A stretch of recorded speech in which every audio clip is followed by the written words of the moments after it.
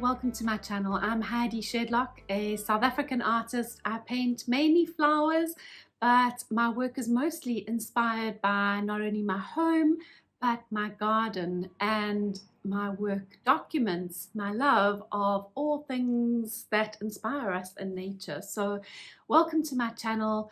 Now, the last 3 months we've been enjoying spring here in South Africa. We're heading into summer, although you'd never say so because today it's a bit of a rainy, cold day outside.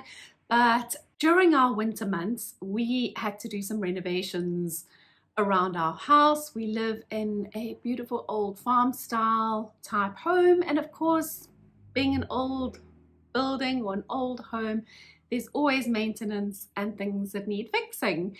And winter was the perfect month to do it in because we don't get much rainfall in winter. However, my garden took a real beating because having builders traipsing through and building rubble and concrete being mixed in grass patches, my garden has needed some serious attention over the last 3 months in spring.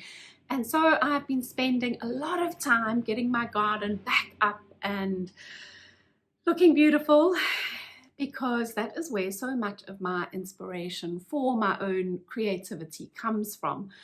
So a couple of months ago, as a matter of fact, just as the builders were starting to move out of the property, we needed to cut back a tree in our back garden, and there was a beautiful garlic vine. Now, if you don't know a garlic vine, it is a beautiful creeping vine that gets the most gorgeous purple blooms on it. The one downside, though, is that if you pick it, it has a very strong smell of garlic. So I don't often pick it and use it, but I do definitely enjoy the beautiful color that it brings to my garden. However, when we were cutting down the tree in the back garden, there was a whole lot of this garlic vine that had grown up the tree. And as they were pulling down the tree, I couldn't help but grab armfuls of this vine to bring back to the studio because I love the color and just thought it would be a wonderful opportunity to document some of the garlic creeper in my sketchbook. So come along and join me today. Let's pull out some sketchbooks and let's have some fun and do some color mixing.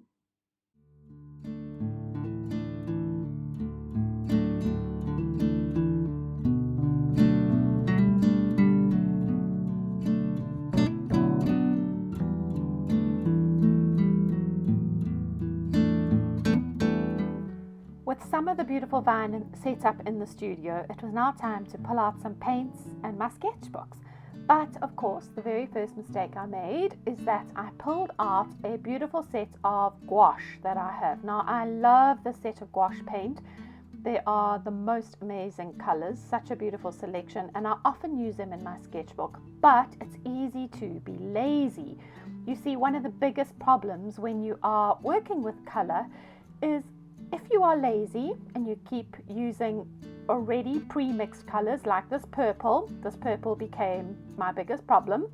If you keep using already mixed colors and don't mix up enough of your own tones, your painting can look dull and lifeless. Now, obviously I did work in other tones and other values and did work in a few other colors, but the fact that I was starting with such a dominant pre-mixed purple really became problematic, and I should have foreseen this. Being a teacher and teaching color, I always say to people, the best thing you can do is work with a limited palette, because then you're mixing your own colors and that's when you get beautiful, interesting colors. But unfortunately, I became fixated with the purple, the beautiful purple colors, and all I was seeing was purple. If I had been mixing my own colors, I would have been making probably way more interesting tones. So there are beautiful values, contrasts in there, but I just felt like I really could have pushed that purple more. So sometimes having more colors is not actually the answer. Sometimes having fewer colors and mixing your own beautiful colors is the key to getting interesting artworks. Now, I was so frustrated that I actually pulled out a second sketchbook and I decided to use a bit more sort of mixed media. I pulled out some of my Neocolors, and I also grabbed a selection of colored pencils from a variety of different brands that I love. A nice selection of colors there. And of course I love to draw, so I worked into a little painting and drew with the colored pencils and the Neocolors back into the artwork. When I am working in my sketchbooks, I'm never really aiming for a realistic depiction of what is in front of me.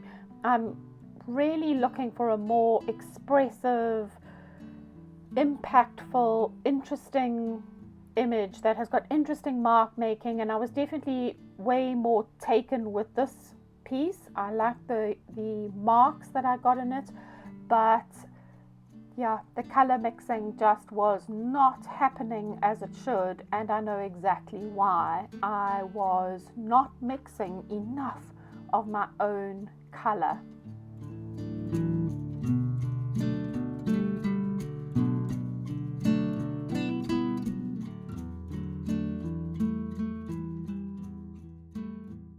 Sunday morning, no intention of painting today, but I came into the studio this morning purely because all I could smell was garlic.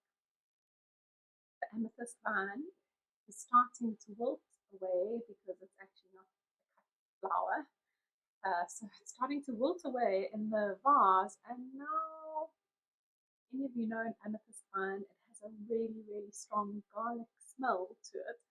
And now my whole studio smells like garlic. But what irritated me more than the smell is that, of course, the acrylic paint has dried that I was working with yesterday, and the gouache. And one of the things that I don't like about acrylic or gouache paint is that sometimes the colors change a little bit when they dry. They always dry slightly darker. And being an oil paint is obviously my first love. And oil paint stays as it is when it dries. The way you put it down, the texture of it, the color of it doesn't change at all when it is dry. So it's one of the things that for me drives me a little bit nuts about acrylic or gouache, although the better the quality of the paint is, the less discrepancy there is when it dries. I did know yesterday that I was a bit heavy-handed on the purple, and especially now that this amethyst vine is starting to dry, it's showing way more of the pinks than the purples. So what I wanted to do today was just come in and quickly, I'm not going to alter the things that I did. I quite like this one that I did yesterday that was more sort of expressive. I really love the mark making in here, and if I was going to use this as a base for a painting, working obviously with my photographs and what was in my sketchbook, I would definitely use that as a reference to look at, because there's some really exciting paint marks in there. There's some exciting marks, and I love what's sort of happening in there, the energy that is in there. So that one didn't worry me too much, but this one, which was the first one I did, the colors are also wrong in here. And there's some lovely movements and there's some lovely marks in there, but the colors are all just way too purple.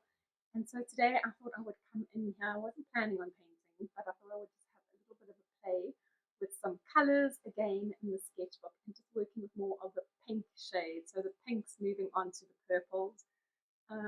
Maybe I'll even have a little bit of a chat with you about color mixing, because purples can be quite a tricky thing to mix.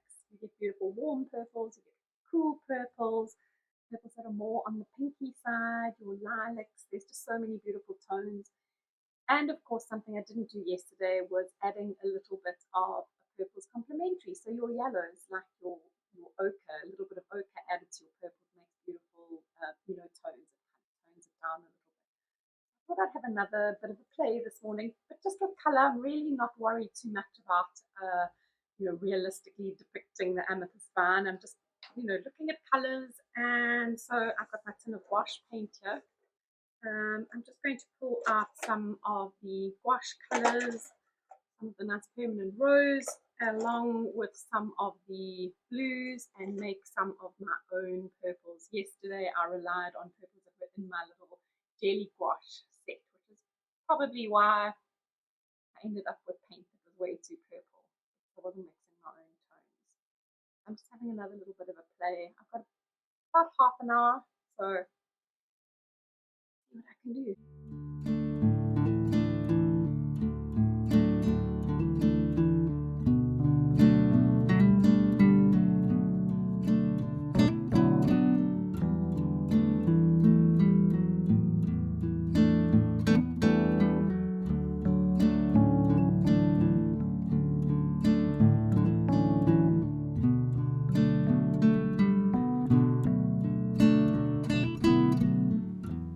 When you have a whole lot of color in front of you, it's easy to become overwhelmed by all the beautiful colors and dip your brush just into the colors provided rather than get started with mixing your own.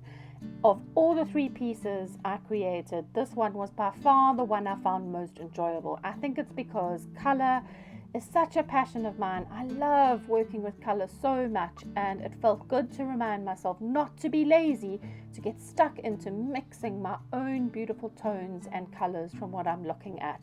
So don't be lazy like me. Don't be overwhelmed with a whole lot of beautiful colors in front of you. Make sure that you always keep mixing your own varieties of tones and shades and values when working with color.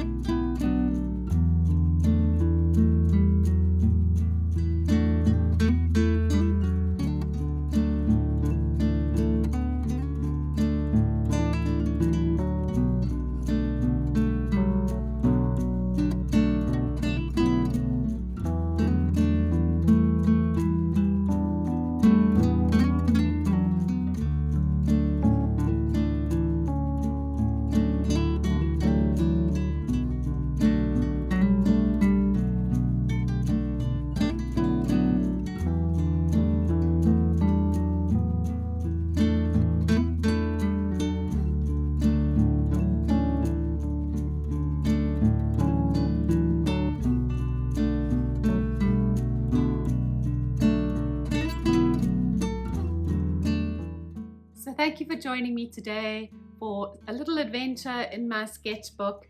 I hope you go and have a look around your home, look in your garden, look around your home. There's always something that can inspire us, whether it's the beautiful colors or the shapes or the patterns of something. Finding something to inspire your creativity doesn't have to be complicated.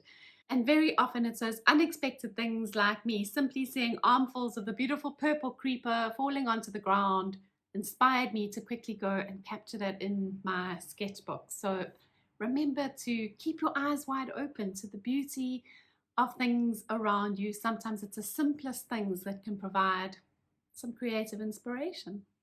I hope you'll join me again soon for more inspiration. If you're new to the channel, I hope you stick around and come and join me again.